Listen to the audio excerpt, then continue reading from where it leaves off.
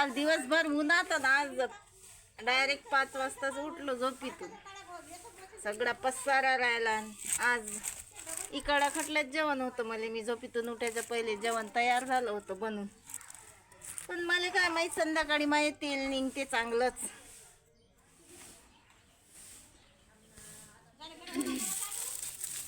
तर सकाळपासून जायला अकोल्याले.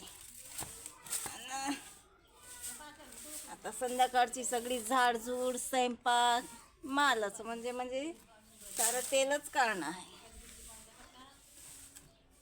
बकऱ्याचा टाइम झाला आता सध्या.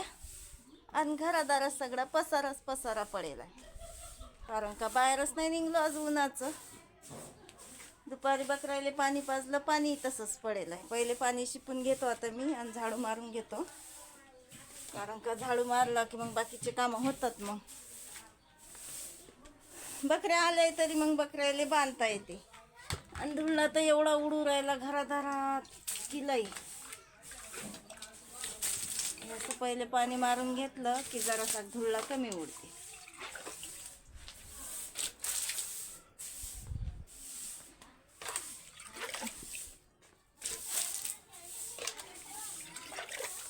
आणि आईची चालू आहे आमच्या घरातली झाडझूड. एवढं मोठं झाडून काढायला लागते ना का माणसाची आपस निघून जाते एवढं दार झाडायला. हो, जीवाचे हाल होतात.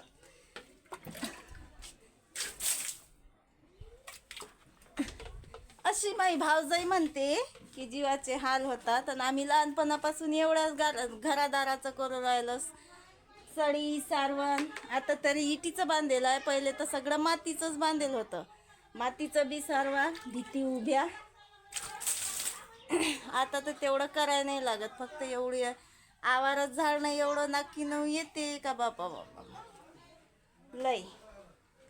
चला मग घेतो बाबा झाडझूड करून. आता गप्पा मारत काही हे नाही. सगळी झाडझूड करून घेतली. ओके. आणि बकरायले पाणी बी भरून घेतलं. प्लॅटफॉर्म धुवून स्वच्छ. काम असे पटापट करतो मी, पण कामाला लागायला जरासा टाईम लागते.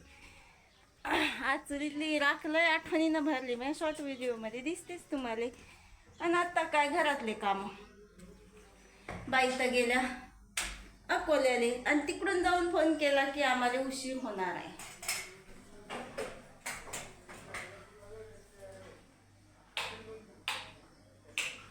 आता मोठे बंधू तर आले आणि येऊन गेले बी. पण मोठ्या बंधून आणली आंब्याची पेटी. इकडे आमच्या लाईट नाही. आता तुम्हाला आंब्याची पेटी दाखवतो मी.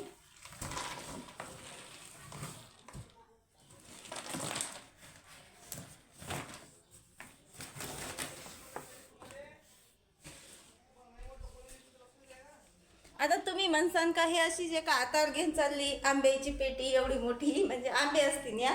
तर याच्यात तर काही आंबे नाही.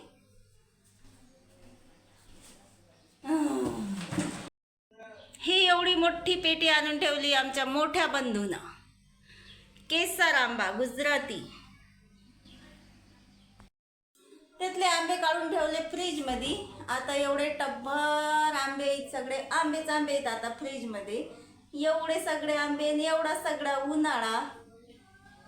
तर मग काय आता एवढे सगळे आंबे आणले बंधून आणून ठेवले. मले लावलं कामाले रोजच.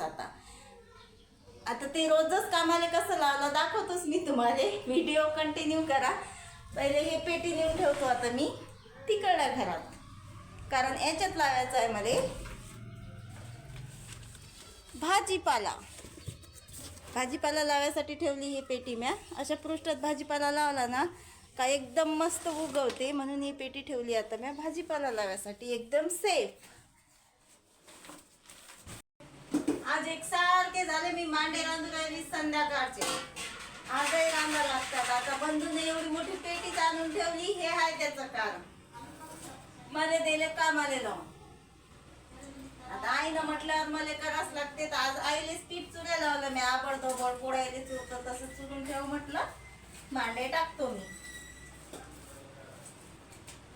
तर बायाचे काम होईल लोक मस्त असं पीठ मुरलं हे.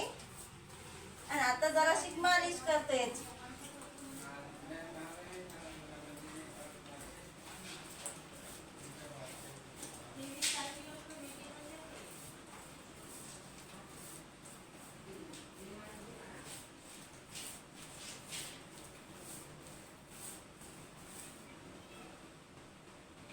आणि करून घेतो मांडे. आता बाहेर तर शूट काही होत नाही, कारण का अंधार लय होते, उशीर लय झाला.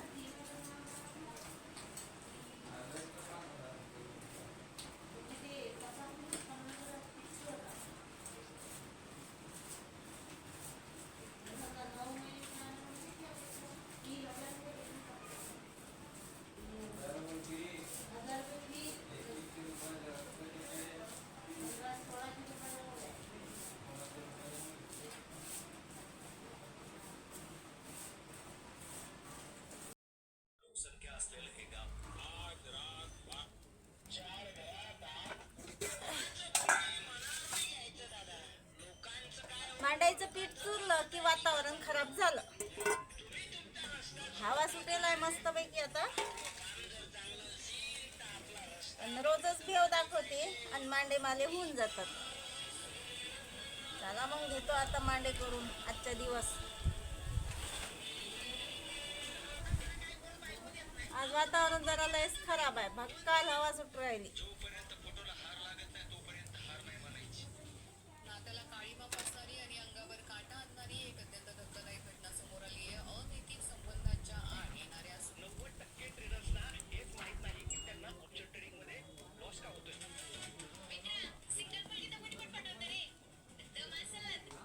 केंद्र सरकारकडून आदेश आलाय, पुढचे 1 वर्ष सोने खरेदी करू नका, तेल जपून वापरा, पेट्रोल कमी वापरा आणि 1 वर्षभर विदेशी दौरा करू नका. मग तुमचा विश्वगुरु 15 मे ते 20 मे विदेशी दौऱ्यावर काही इलेक्ट्रिक स्कूटी घेऊन जाणार आहे का इंधनाचा वापर कमी करण्यासाठी? अरे विश्वगुरु. शेतकऱ्याचं झालं 2.5 ते 3 लाखाचं नुकसान. राम राम मंडळी. शिरसोली गावाचे रहिवासी सुरेश विठ्ठल ताडे यांच्या 2 एकर शेतामध्ये मक्का जळून खाक झाला.